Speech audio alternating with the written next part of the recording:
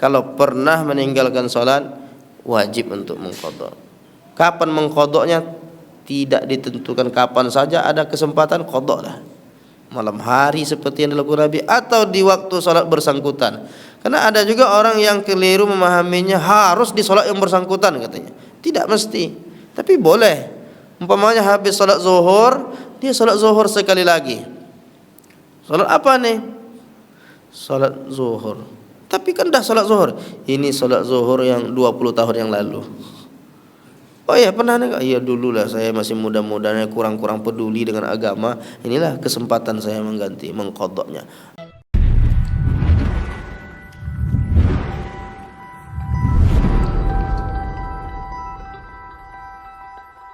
Setelah salam itu kita juga sudah membahas tentang zikir, berdoa, kemudian bersalam-salaman, bahkan dah kita bahas. Nah, maka pada subuh kali ini kita membahas hal-hal yang berkaitan dengan, bisa jadi berkaitan dengan mengqadha salat, atau nanti bisa juga akan melebar ke pembahasan jamak, qasar dan lain sebagainya. Tapi kita akan dalami dulu, fokus pada bab mengqadha salat. Mengqadha salat ini memang menjadi problem. Mengqadha itu artinya mengganti salat yang pernah ditinggal, baik sengaja atau tidak sengaja. Apakah diganti atau cukup dengan bertaubat? Itulah yang menjadi muskil atau menjadi perhatian para ulama tentang wajib atau tidak. Sebahagian kecil ada yang mengatakan tak perlu diqadha, tak perlu diganti. Kalau pernah tinggal salat tak perlu diganti. Alasannya karena waktunya dah lewat. Dan alasan itu sangat tekstual. Kenapa? Karena ada ayat innas salata kanat 'alal mu'minina kitaban mawquta. Sesungguhnya salat bagi orang-orang beriman itu sudah ditentukan waktunya. Memang betul ayatnya begitu. Tapi ketika dipahami ini secara tekstual, berarti kalau salat ketika pada waktunya. Kalau dah lewat waktunya, berarti tidak lagi diwajibkan. Nah, ini problem pemahaman seperti ini. Meskipun dulu ada ulama yang berpendapat begitu, seperti misalnya di dalam literatur fikih disebutkan ulama-ulama mazhab zahiri. Mazhab zahiri ini dulu ada, tetapi sudah punah, tidak dikembangkan lagi oleh murid-muridnya. Katakanlah salah satu tokoh yang dikenal, Ibnu Hazm Al-Andalusi. Ibnu Hazm punya kitab berjudul Al-Muhalla. Dalam kitab Al-Muhalla dia berpendapat, wa amma man ta'ammada tarkas shalah fala yaqdiru ala qada'iha abadan. Orang yang meninggalkan salat dengan sengaja, maka dia tidak bisa mengqadhanya. Ini kata Ibnu Hazm ini. Lalu kalau tak bisa gimana yang lalu-lalu itu? Bukankah itu hutang? Lalu kata Ibnu Hazm Al-Andalusi, fal yukthir min fi'lil khairi wa salatit tatawwu'i. Hendaklah dia memperbanyak amal kebaikan dan memperbanyak salat-salat sunat. Ini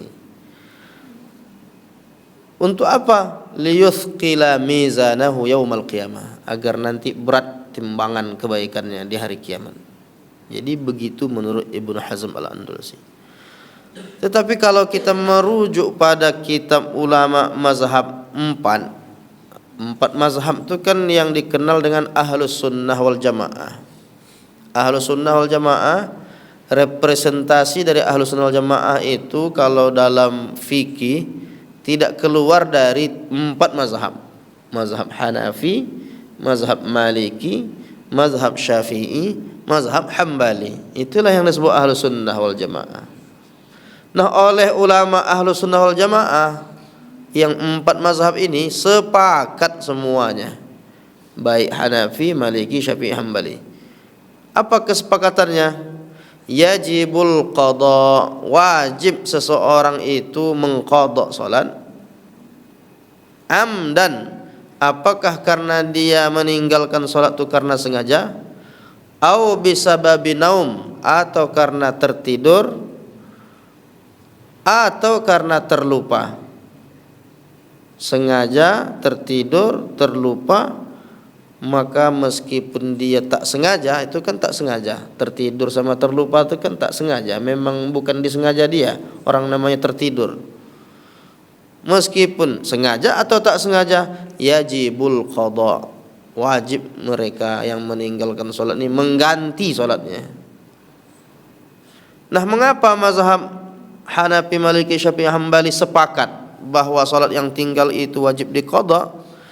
Karena sholat itu hakikatnya hutang kepada Allah. Selagi belum dibayar masih hutang. Sholat itu hakikatnya hutang. Maka dalilnya adalah hadis, fadainullahi ahaqqu ayyuqda.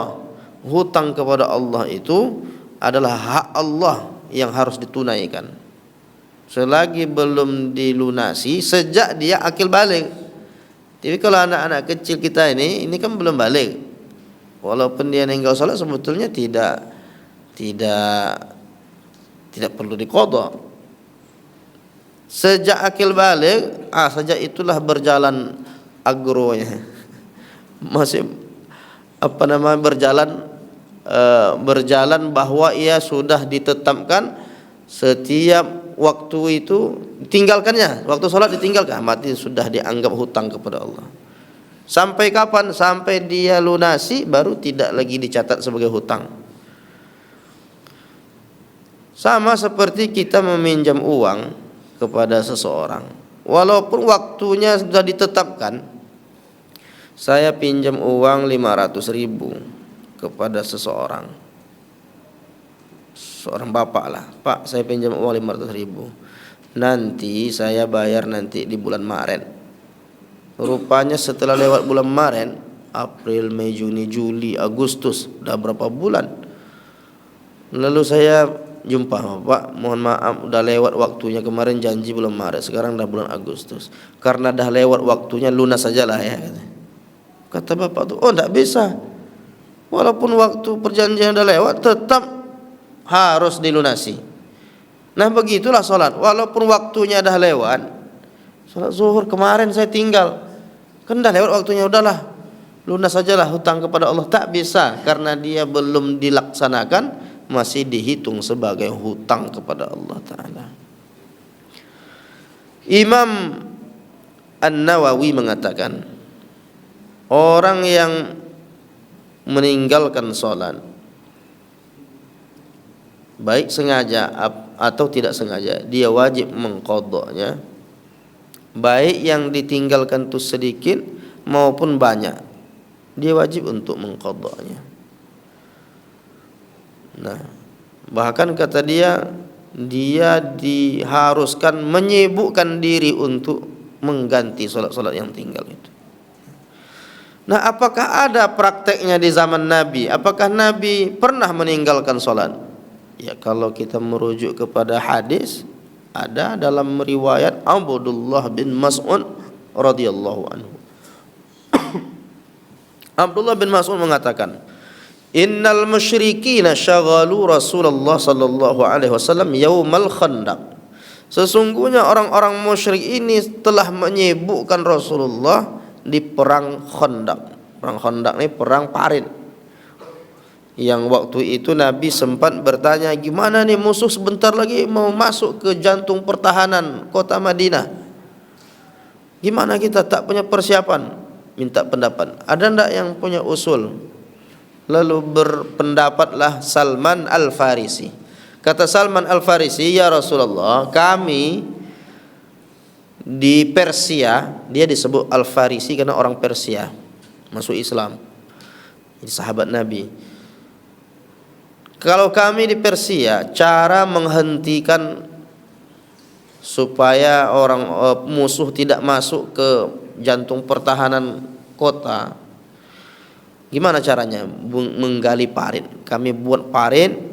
Parit itu dalamnya diperkirakan kalau jatuh lewat kuda, terjatuh kuda di dalam, tak bisa dia naik. Lebarnya kalau diperkirakan kalau dia melompat tak sampai dia ke seberang. Berarti dia lebar, kemudian dalam. Nah, untuk menggali itu sangat membutuhkan fisik yang kuat, waktu yang panjang. Maka kata Nabi, kalau begitu saat ini juga kita gali parit. Sampai akhirnya memang karena mendesak, dan ini masalah perang ini tak bisa ditunda seperti itu karena sudah diberitahu waktunya sempit, maka Nabi memerintahkan semua menggali parit sampai terlewat solat. Zuhurnya terlewat, asarnya terlewat, maghribnya terlewat, sampailah berhentinya itu di keheningan malam. Nah, di malam itulah Nabi mengqadha salatnya. Kata Nabi kepada Bilal, silahkan kumandangkan azan. Malam-malam dikumandangkan azan. Setelah azan langsung iqamah. Dan setelah iqamah Nabi salat zuhur 4 rakaat. Kapan salat zuhurnya? Malam. Mana ada salat zuhur itu malam? Kalau aslinya.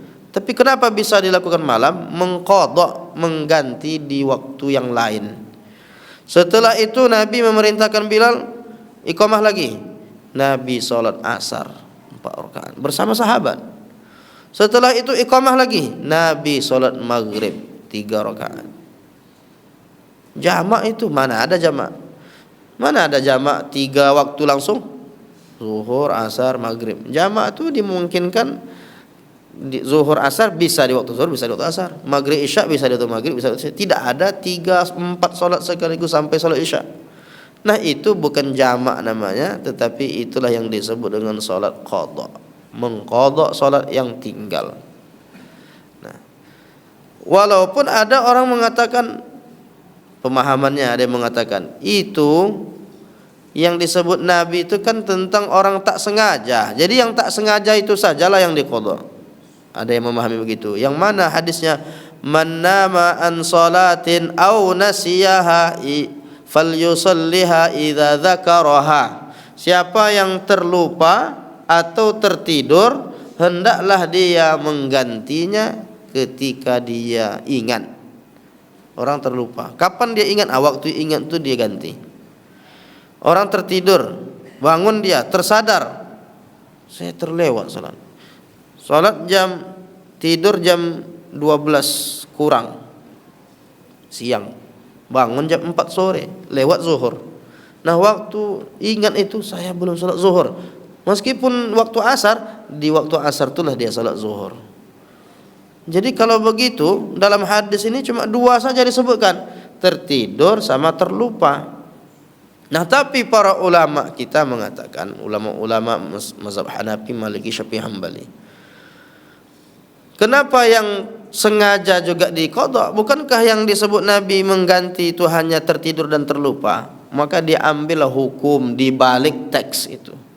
Sedangkan terlupa dan tertidur yang tak sengaja saja wajib diqadha, apalagi meninggalkannya dengan sengaja. Dia pakai kias. Kias itu namanya analogi. Mana dalilnya memukul orang tua? Itu biasanya dalam fikih, kitab-kitab fikih itu biasanya memukul orang tua, anak memukul orang tua. Carilah dalilnya. Teksnya seperti itu asli, enggak jumpa. Enggak jumpa kita dalam Quran, dalam hadis, hai anak janganlah memukul orang tua, tak akan ada. Tapi gimana cara menentukan bahwa itu terlarang? Maka dilihatlah pada ayat yang berkaitan dengan anak dengan orang tua. Seperti mana? Fala taqul lahuma uffin, janganlah engkau mengucapkan ah. Janganlah engkau mengucapkan ah kepada orang tua. Lalu diambil hukum memukul tadi. Sedangkan mengucapkan saja tak boleh, apalagi memukul. Jadi ngambil hukumnya jangan pada teks saja, tapi di balik teks itu ada hukum. Kalau dilihat mengucapkan berarti mengucapkan aja tak boleh. Kalau yang lain-lain boleh. Itu keliru memahami. Sedangkan mengucapkan saja tak boleh, apalagi sampai ke fisiknya, sampai menyakitinya yang lebih parah dari itu. Nah begitu juga, sedangkan tak sengaja saja, tidur dan lupa saja wajib mengqadha, apalagi ditinggalkan dengan sengaja. Kita ini boleh jadi waktu muda-muda tuh ada pernah meninggalkan salat. Ada enggak Bapak Ibu? Tak ada, berarti ini orang-orang hebat semuanya. Berarti ini orang-orang menjaga ibadahnya itu. Kalau ada, wajib mengqadhanya. Kalau tak ada, alhamdulillah. Saya jumpa orang-orang yang mengatakan tak ada tuh. Saya alhamdulillah sejak akil balik itu saya terjaga, saya tak meninggalkan salat. Itu salut kita tuh. Ada orang seperti itu. Mungkin jamaah ini karena diam, mungkin karena tak pernah meninggalkan salatnya, kenapa gitu. Diam ditanya kan dia itu luar biasa itu kan. Inilah baru masjid saya jumpa jamaahnya mengaku tak pernah meninggalkan salat. Entah mengaku tak pernah atau segan nak menjawab pernah meninggalkan salat itu. Wallahu a'lam bishawab. Tapi intinya kesimpulannya, kalau pernah meninggalkan salat wajib untuk mengqadha. Kapan mengqadhanya tidak ditentukan, kapan saja ada kesempatan qadha lah. Malam hari seperti yang dilakukan Nabi atau di waktu salat bersangkutan. Karena ada juga orang yang keliru memahaminya harus di salat yang bersangkutan katanya. Tidak mesti, tapi boleh. Umpamanya habis salat zuhur, dia salat zuhur sekali lagi. Salat apa nih? Salat zuhur. Tapi kan dah salat zuhur. Ini salat zuhur yang 20 tahun yang lalu. Oh ya, pernah enggak? Iya dulu lah, saya masih muda-mudanya, kurang-kurang peduli dengan agama. Inilah kesempatan saya mengganti, mengqadhanya. Itu bisa dilakukan begitu. Atau dia tidak tentu waktu malam, dia diiringinya dengan salat tahajud umpamanya, atau dia sibukkan aja dengan malam itu, disangka orang salat tahajud, rupanya dia salat qadha. Bangun di malam, dibuatnya salat zuhur, salat asar, salat maghrib, salat isya, salat subuh. Masih ada waktu lagi, dilanjutkannya lagi zuhur, asar, maghrib, isya. Sampailah sampai masuk waktu subuh. Dihabiskannya waktu malam-malamnya itu untuk mengqadha. Itu sangat baik. Kalau di tempat kita jarang orang melakukan qadha ini dengan berjamaah. Padahal kalau mau dilakukan berjamaah boleh. Tapi nanti kalau di Al-Manar ini dibawa pasti nanti jadi masalah nanti. Ini agak-agak lain nih katanya. Tapi kalau masalah boleh-boleh itu tidak bolehnya memang tidak ada masalah kalau dilakukan berjamaah. Di Aceh atau di Kudus Jawa Tengah itu kan banyak ulama-ulama di situ tuh. Bahkan mereka mempraktekkan qadha salat ini setelah salat tarawih Ramadan. Mumpung bahasa dia itu karena bulan yang mulia, bulan taubat, bulan yang diharapkan rahmat banyak, diharapkan agar dosa kita diampuni, maka hutang-hutang kita masa lalu ini agar segera kita bayar. Inilah kesempatan kita mengqadhanya. Saya langsung jumpa tuh ulama-ulama di sana tuh, dia cerita kami di sini mempraktekkan di Kudus, di Pati, wilayah-wilayah sana itu mereka mengqadhanya setelah salat tarawih. Itu diumumkan dulu, jamaah sekalian. Dulu ini pengurus masjidnya, dulu kita mungkin masa lalu kita pernah meninggalkan salat, dah sampai tak ingat lagi saking banyaknya salat tinggal. Maka Ramadan ini waktu yang baik, kita setelah melaksanakan tarawih ini akan kita qadha salat yang pernah tinggal. Kita mulai dari salat subuh dulu. Padahal setelah salat tarawih niatnya usalli fardhas subhi raka'ataini qadaan lillahi ta'ala. Kalau dia makmum berarti qadaan ma'muman lillahi ta'ala. Kalau dia imam qadaan imaman lillahi ta'ala. Biasanya adaan itu artinya tunai di waktunya. Salat subuh adaan lillahi ta'ala di waktunya memang. Tapi kalau dah lewat waktunya, maka salat yang tinggal itu niatnya adalah qadaan, mengqadha. Habis salat subuh lanjut lagi salat zuhur. Zuhur asar. Dibuatnya agak untuk satu hari. Jadi 5 waktu dia laksanakannya di malam hari sesudah salat tarawih. Siapa jamaahnya? Jamaahnya dari kalangan orang-orang tua. Jadi yang muda-muda pada balik semuanya. Berarti muda ni tak pernah meninggalkan solat atau gimana? Kami dah tua aja nanti mengqadhanya katanya. Iyalah kalau sampai tua. Kalau malaikat Israel tu pakai prinsip lebih cepat lebih baik, gimana dia mempertanggungjawabkannya itu? Maka kalau ada kesempatan segerakan. Salat-salat yang pernah tinggal segerakan. Begitu menurut ulama Ahlus Sunnah wal Jamaah. Mazhab Hanafi, Maliki, Syafi'i, Hambali. Meskipun ada kalangan yang tidak mengqadha dengan alasan tadi, waktu yang dah lewat, kemudian dengan alasan tertidur sama terlupa. Tetapi itu sudah dijelaskan oleh Imam Badruddin Al-Aini untuk meluruskan pemahaman yang menurut beliau itu keliru. Yang mana itu? Nabi mengatakan bahwa tertidur sama terlupa saja diqadha. Berarti kalau sengaja dulu tak perlu diqadha. Itu diluruskan oleh Imam Badruddin Al-Aini, kata dia, memang Nabi tak sebut sengaja, tetapi makna dibalik tak sengaja itu ada makna sengaja. Kenapa? Karena Nabi memperhatikan akhlak, memperhatikan adab. Kalau Nabi sebut siapa yang salat, yang tertidur atau terlupa atau sengaja, berarti Nabi menganggap remeh tentang orang meninggalkan salat. Nah, karena Nabi itu husnuzan kepada orang beriman, orang beriman itu hakikatnya dia tidak akan meninggalkan salat. Karena salat itu tiang agama, tak mungkin dia meninggalkan salat kecuali tak sengaja karena tertidur atau terlupa. Kalau Nabi salat sengaja, berarti dia nanti menganggap, orang manusia pun akan mengatakan berarti bisa saja sengaja, tinggal diganti aja. Nanti orang akan enggak remeh. Enggak apa-apalah, tinggalkanlah sekarang, memang sulit nampak sekarang. Kan tinggal qadha aja katanya. Karena Nabi tidak mau begitu, Nabi cukup mengatakan siapa yang tertidur atau terlupa, hendaklah dia mengqadhanya. Tapi hukum di balik itu, sedangkan tertidur dan terlupa saja wajib diqadha, apalagi sengaja. Disitulah ulama kita memahaminya lebih berat lagi yang meninggalkan salat dengan sengaja itu daripada yang tertidur dengan terlupa. Jadi cukup menyebutkan tidak sengaja saja, cukup menyebutkan tertidur dan terlupa saja, maka sudah mencakup di situ orang yang meninggalkannya dengan sengaja. Nah, inilah kajian kita subuh kali ini tentang mengqadha salat, yang boleh jadi kita perdalam dalam tanya jawab beberapa menit ke depan. Mungkin ada yang ragu atau yang perlu diklarifikasi dan lain sebagainya. Silahkan kalau ada pertanyaan Bapak Ibu. Ya. Assalamualaikum warahmatullahi wabarakatuh. Waalaikumsalam warahmatullahi wabarakatuh.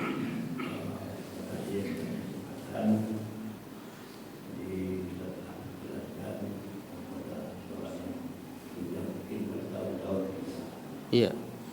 Bagaimana dengan sholat Jumat? Sholat Jumat tidak cukup itu sendiri. Iya. Mencari pula apa ya? Iya. Waalaikumsalam. Bagaimana dengan sholat Jumat?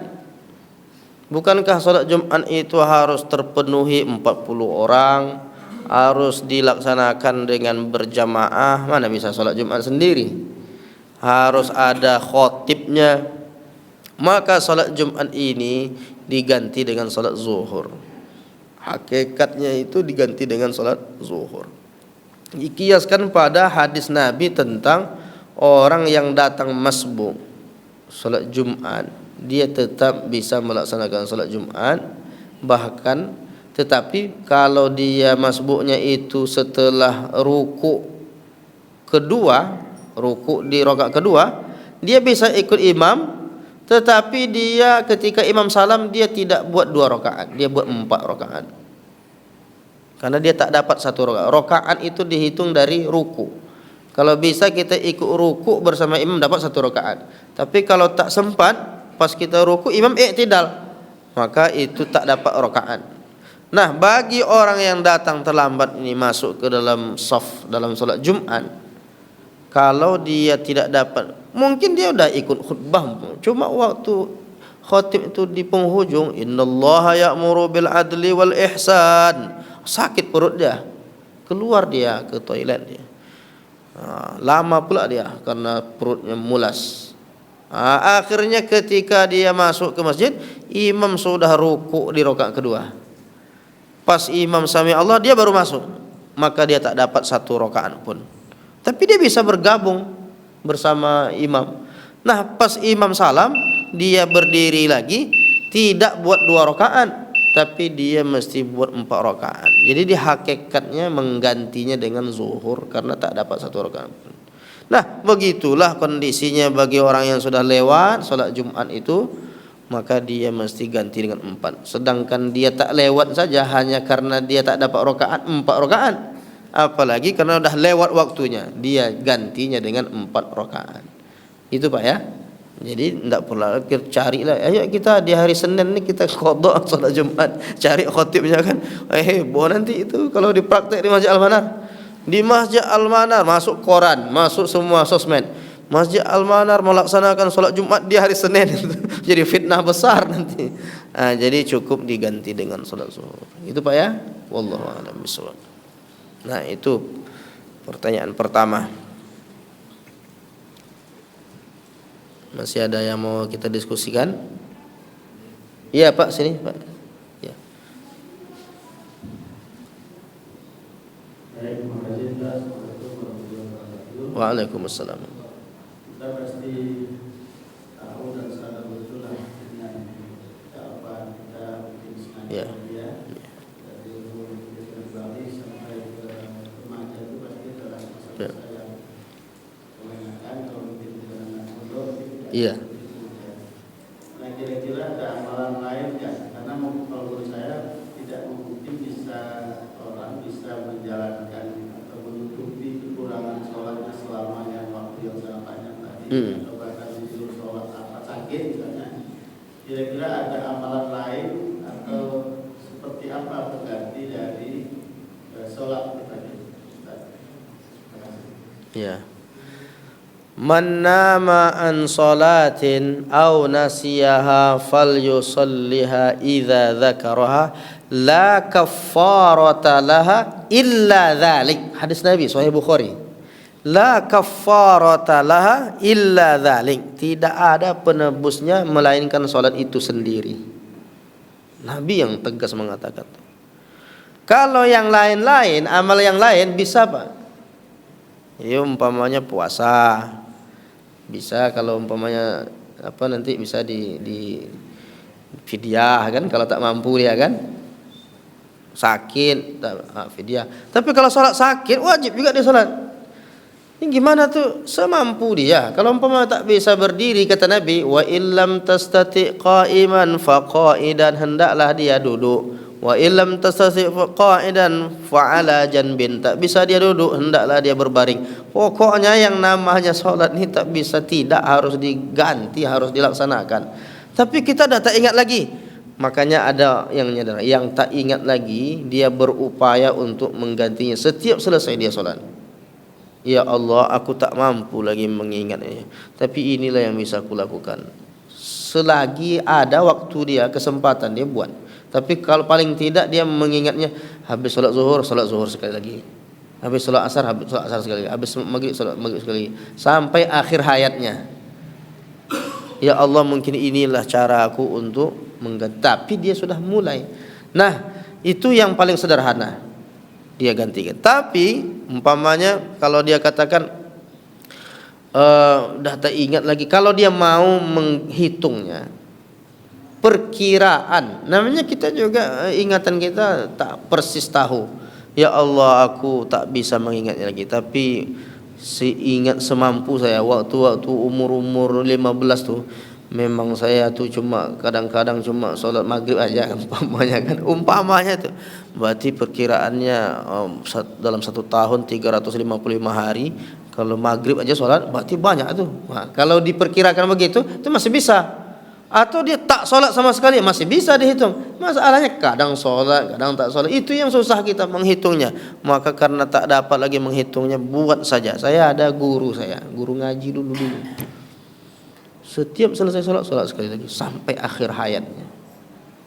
Dulu saya tak paham, sholat lagi 4 rakaat pula habis sholat zuhur. Mana ada sholat sunat 4 rakaat langsung 2 tahiyat.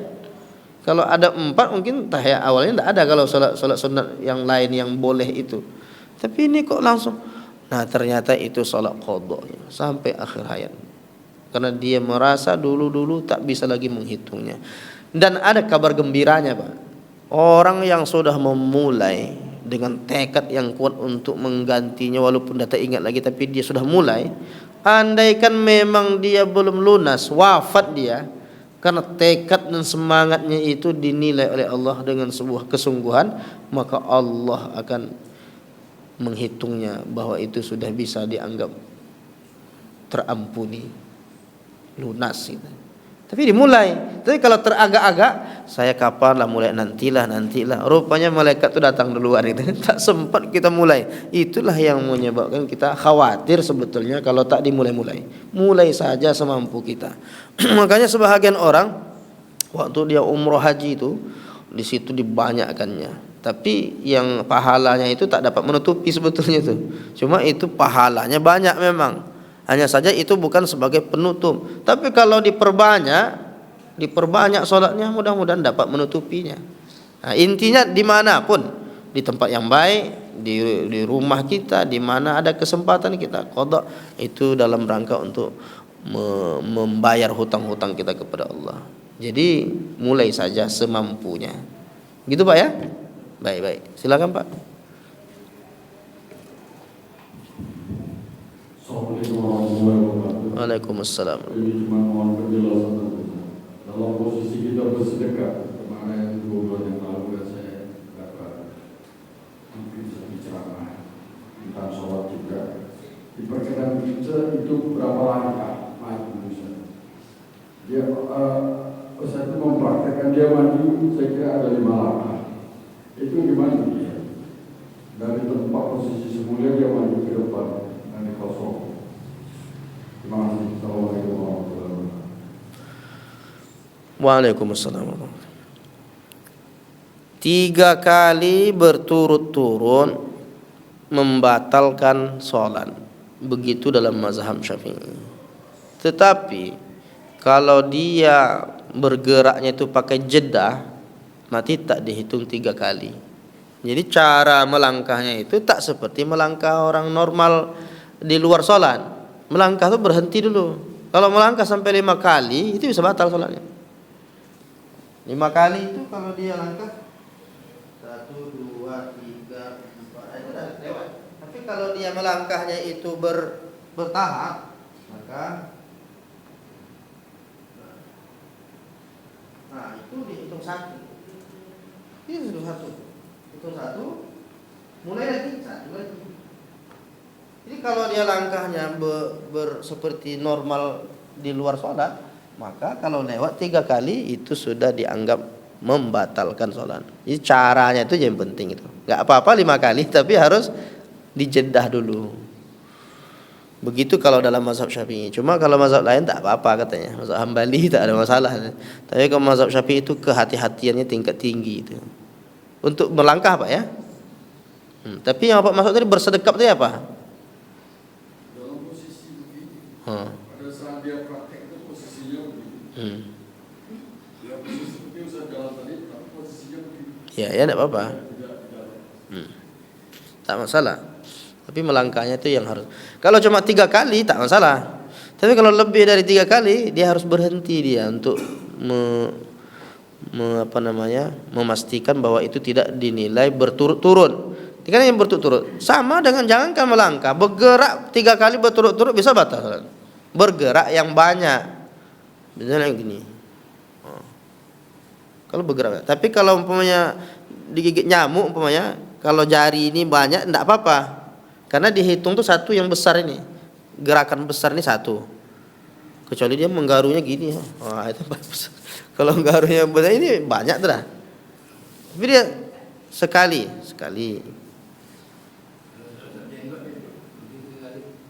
Itu masalah tuh, Pak. Itu bisa batal itu kalau lebih dari. Ada orang sambil ambil gini. Nah, itu udah banyak tuh gerak. Nah, itu masalah tuh. Perlu diluruskan. Kalau banyak gerakannya, kalau 3 kali berturut-turut. 3 kali berturut-turut gerakan itu bisa membatalkan sholat. 1, 2, 3. Iya. Kalau 3 kali berturut-turut. Kalau dia tidak berturut-turut tidak batal. Umpamanya dia ada apa tadi yang membuat dia bergerak? Satu kan? Jedah dulu. Menggaru itu kalau jarinya yang digerakkan karena dia ada yang bermasalah, umpamanya gatal gitu kan? Kalau jari ini bergerak sampai hilang kan tidak apa-apa, sampai hilang rasa tak nyaman itu tak dihitung, itu tetap hitung satu. Tapi kalau dia menggerakkannya besar, gerakannya itu yang dihitung terhitung 3 atau lebih itu. Jadi yang menentukannya itu gerakan besar. Melangkah kan gerakan besar. Tangan kalau bergerak begini, itu udah dianggap gerakan besar. Gitu Pak ya. Jadi kalau dia sekali, masih dihitung sekali. Apa dasarnya koda itu? Yang mana Pak? Jamak, menimbang koda. Jamak. Itu dasarnya apa itu? Yang mana Pak? Syafi'i atau Hambali, Maliki. Dasar yang mana Pak? Dasar koda. Mengqadha. Dasar aslinya dari hadis Nabi. Dan 4 mazhab itu sepakat. Hanafi, Maliki, Syafi'i, Hambali, sepakat mereka bahwa salat yang tinggal itu wajib diqadha. Bahkan kata Imam Nawawi, mengqadha salat itu baik sengaja atau tidak sengaja, itu yang tinggal tak sengaja atau sengaja itu sudah ijma'. Ijma' itu konsensus, sepakat seluruh ulama di zaman itu. Tidak boleh mengingkarinya. Sampai begitu kan. Dia 4 mazhab sepakat. Belakangan baru muncul seperti misalnya Syekh Ibnu Taimiyah. Syekh Ibnu Taimiyah mengatakan tak perlu mengqadhanya, sama dengan Ibnu Hazm Al-Andalusi. Tapi ulama-ulama terdahulu sepakat. Jadi ini kalau dinilai menurut Ahlus Sunnah wal Jamaah semua sepakat. Tapi ada personal itu kan berarti tidak mewakili mazhab, pendapat sendiri gitu. Kita kalau mau lebih aman ikut ulama Ahlus Sunnah wal Jamaah karena mereka lebih otoritatif, lebih meyakinkan, lebih dasarnya lebih kuat. Gitu Pak ya. Itu masalah itu. Dalil-dalil dari hadis semua, hadis sahih Bukhari, sahih Muslim. Dinilai oleh para ulama mazhab itu, itulah dalil-dalil yang mengatakan bahwa wajib untuk mengqadha. Itu Pak. Itulah nampaknya kajian kita pada subuh kali ini, mudah-mudahan bermanfaat. Jadi kaji qadha ini sebetulnya ya sampai sekarang masih tetap ada pro kontra ya. Masih tetap ada. Ya, ustaz kita juga pro kontra. Namun keseluruhannya sudah saya sampaikan. Kalau ulama Ahlus Sunnah mereka sepakat. Tapi ada yang Syekh Ibnu Taimiyah, Ibnu Hazm, nah itulah yang mengatakan cukup taubat saja katanya. Yang mengatakan cukup taubat saja itu Syekh Ibnu Taimiyah dengan Ibnu Hazm Al-Andalusi. Artinya kita tidak memaksa, tapi kalau jamaah bertanya, kalau menurut Ustaz cenderung yang mana nih? Saya ikut cenderung ulama Ahlus Sunnah wal Jamaah. Kalau pernah tinggal karena itu hutang, ya gantilah. Namanya hutang kita bayar. Tapi tetap kita menghargai pendapat Ibnu Hazm itu. Kalau dia tidak memilih untuk mengqadha, dengan ya tetap kita hormati. Begitu aja Pak, sederhananya tentang masalah mengqadha ini.